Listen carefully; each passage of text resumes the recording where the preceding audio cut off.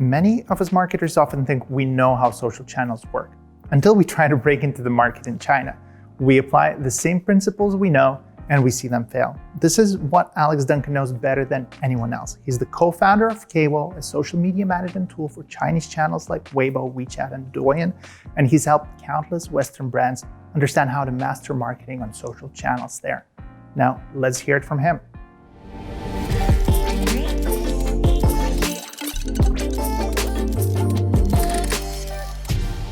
It's really a pleasure to be here speaking at Socialbakers Engage 2020. And today I'm going to share with you 8 things you need to understand about China. So let's first introduce KAWO, our company. So we're a 7-year-old software social media startup based here in China, and we focus purely on Chinese social networks. It's our mission to be the Socialbakers of China. What you're probably all thinking is, why is this guy talking to us about Chinese social media, this white British guy? Well, to introduce myself, I'm Duncan, and I'm the co-founder and product lead of KAWO. I've been running the company with my other co-founder since the start 7 years ago, and I've lived in China 14 years. So hopefully I know a little bit that I can share with you today. So let's get started. The first thing that I think it's really important to remember, and it might seem obvious, but China has its own internet.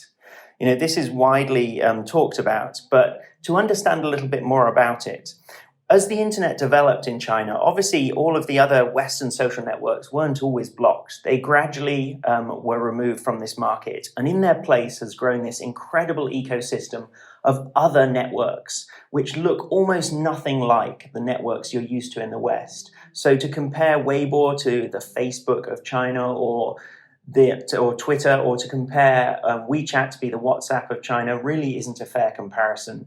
You really do have to have a deep understanding of these networks, how they work, and what the potential is. The next thing I just want to share here is this point about LinkedIn still being available in China. They're one of the few Western social networks that is still available here. And they've managed to do that by very carefully complying with Chinese law. If you go onto LinkedIn, you can't upload videos, you can't see videos in your feed. This is because LinkedIn's not able to get a video broadcasting license in China, and so they purely show the content that they are allowed to show on their platform. So the next thing I want to draw to your attention is that China is vast and very diverse. On the surface, if you look at the stats, China has 1.4 billion people. There are 91.6% of them are Han Chinese ethnicity. 73% of them speak Mandarin, the majority of the others speaking Cantonese, and then 74% have no religious affiliation. So China doesn't exhibit diversity in the ways we're perhaps used to thinking of in the Western countries that many of us are from or based in.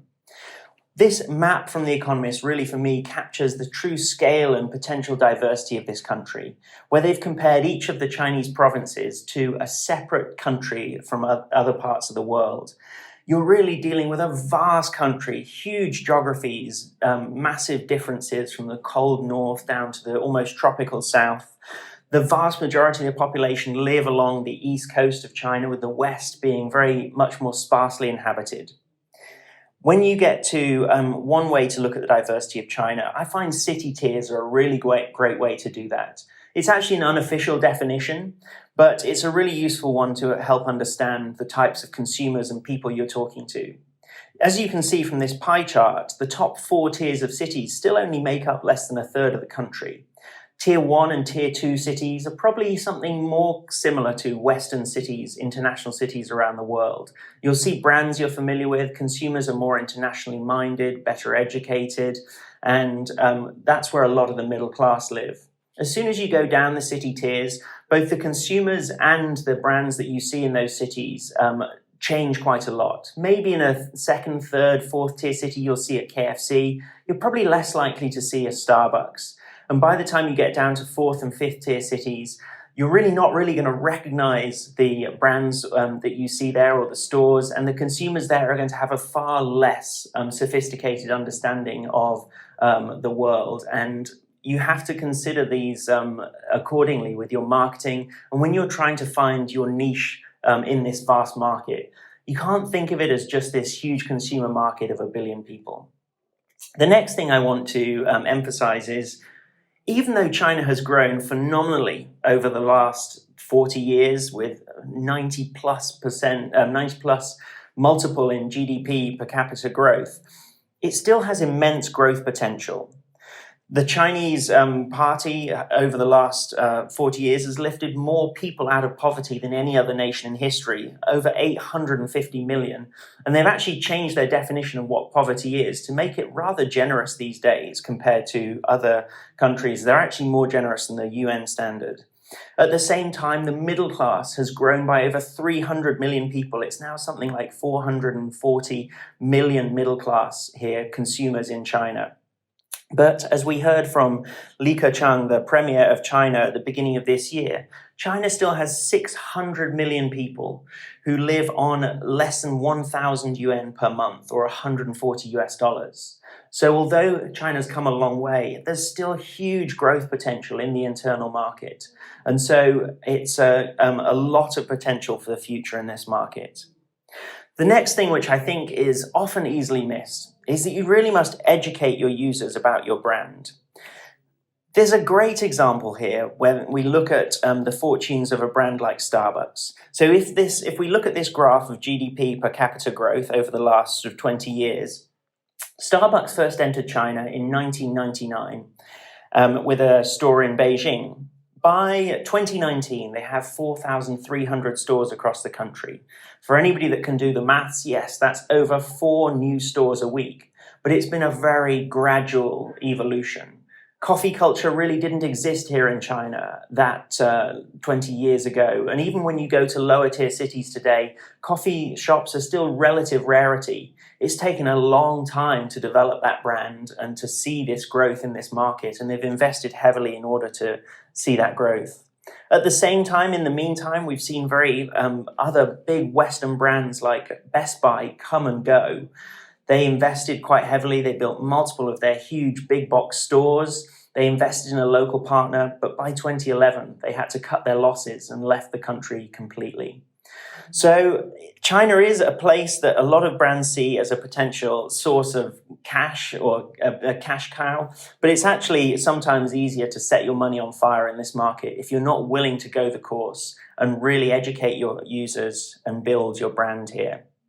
One way to understand why this is important is if you look at the different levels of education. And again, this sort of plays into that diversity we talked in the previous point.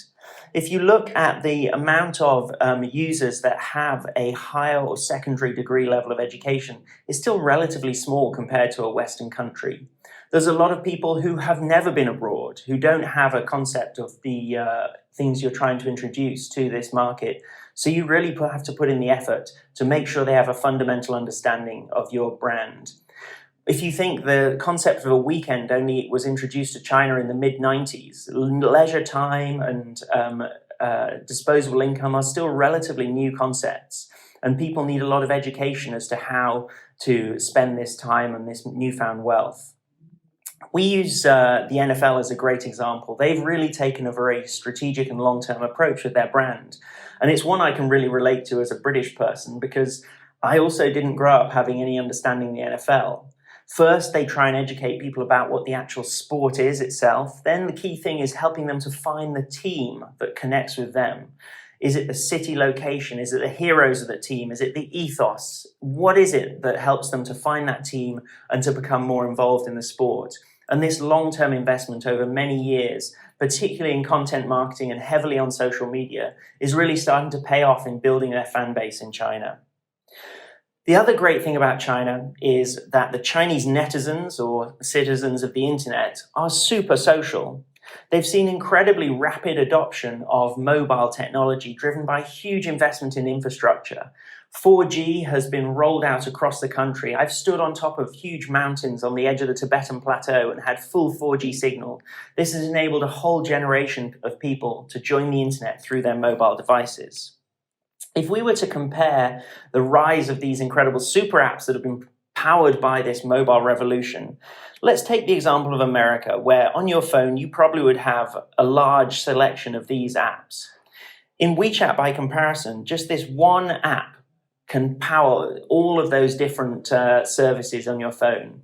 WeChat really is a super app in the scale of which it has grown out, and it provides immense opportunities for connecting with your consumers in way more sophisticated ways than you can on other platforms in the West. We've also seen very high penetration of mobile payments. It's probably 5 years since I used cash in China. Everything is done using our phone these days. WeChat and Alipay are the dominant methods of transferring payments, and it's something like 300 trillion RMB happens through digital payments right now in China. Okay, next, 6, China is a competitive landscape. Whereas about 10 years ago, we had this burgeoning growth of the middle classes and consumers, and very few brands actually had a presence in the market. We've now got a situation where everybody has rushed in to grab a slice of the action. To use WeChat as an example, the rate of reading on WeChat has really decreased quite significantly from over the past 5 to 6 years. And that's largely driven by the influx of accounts onto the platform. When WeChat first opened up official accounts for brands, within the first 2 years, there were about 2 million accounts. Now, about 7 years later, there's over 20 million official accounts on WeChat, and they're all vying for the attention of consumers. At the same time, WeChat is quite personal. People don't necessarily want to be advertised or marketed to too much in their WeChat. So over 76% of WeChat followers follow less than 20 official accounts. So you really have to earn that place in your in the user's WeChat.